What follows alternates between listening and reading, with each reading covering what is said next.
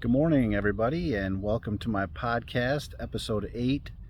Coming to you from my favorite park again.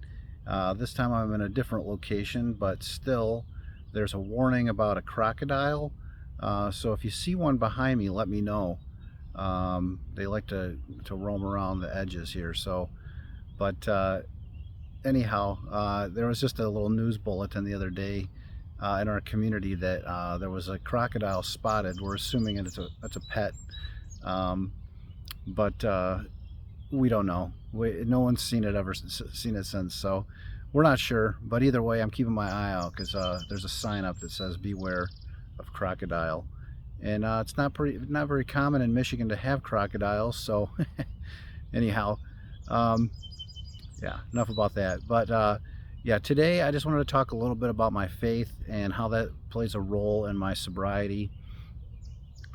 Probably the biggest role.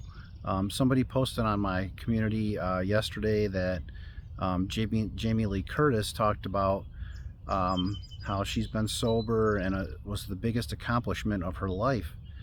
And even after she is dead and gone, she would say that sobriety would be the biggest accomplishment of her life because she broke those chains of addiction that were in her family and that just destroyed the lives of the previous generations in her family, and she broke those chains. So I agree with that 100%. I mean, that's how I felt about it.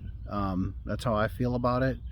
But it did make me question things a little bit, and one of those things would be, what is my biggest accomplishment so far?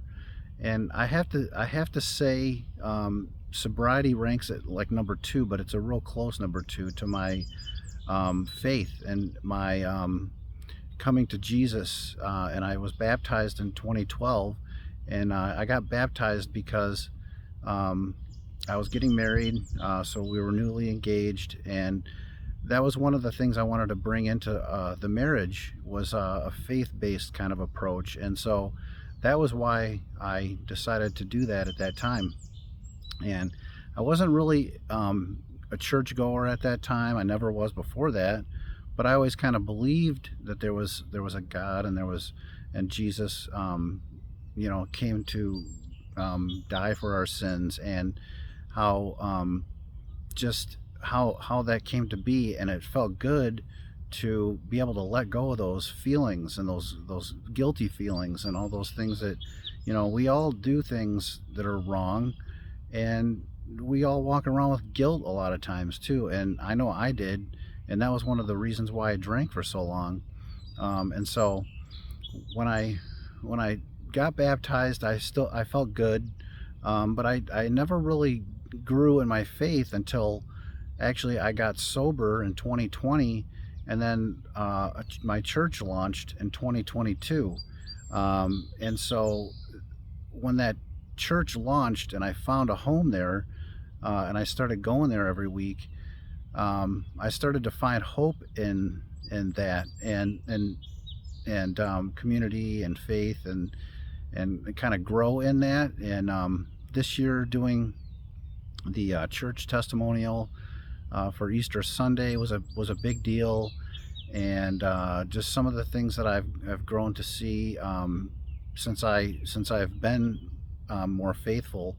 I've just seen a lot, and so I talked about reframing a couple episodes ago, and I really wasn't sure how my videos were getting out there and that kind of thing, but I mentioned to somebody that was struggling that with bitterness and feeling like they didn't want to do this, and resentful and angry and anxious and that kind of thing, and I asked them, did you see my video about reframing? And she said, actually, yeah, I had. So I kind of mentioned maybe that'll help, if you can reframe that and say like, hey, after you're done with that thing you don't want to do, you can think about what you'll be doing after that, and you'll be able to get through it with a grateful heart, and then kind of move on from there, on with your day.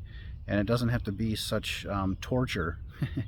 A lot of times we get bogged down and we are angry with our circumstance, but I find that even having a good approach to what we have to do that we're facing, that we don't want to face, if we can have a good approach about it, we can get through it. So I don't know where it was, where we get lost, and we don't want to hear feedback from people, like constructive criticism kind of thing.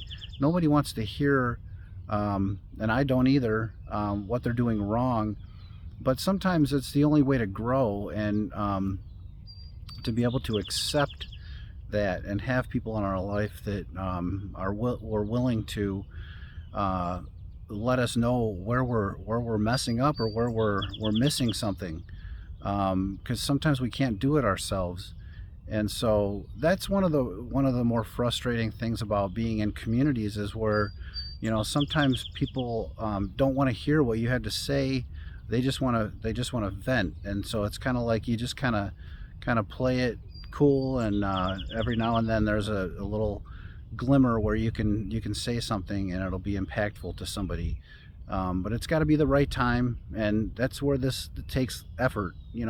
Sobriety takes effort. It took a community for me to get sober. It took me being vulnerable.